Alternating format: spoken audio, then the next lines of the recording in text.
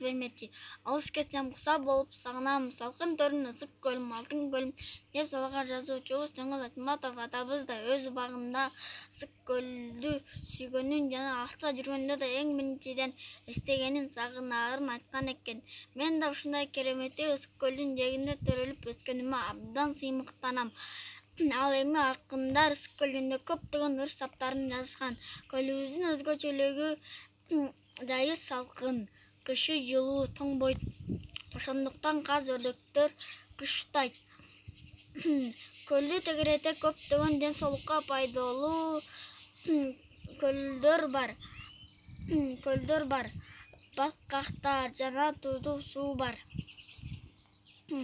Арагайлуу абасы таза.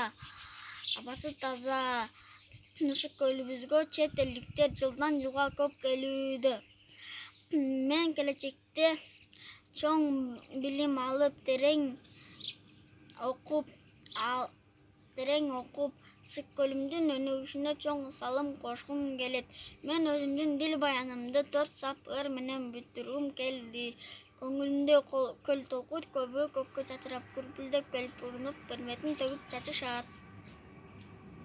Жоомарт Бөкөнбаев, Орто билим берүү мектеби, 4-А класс. Мен Жинаев Акжол.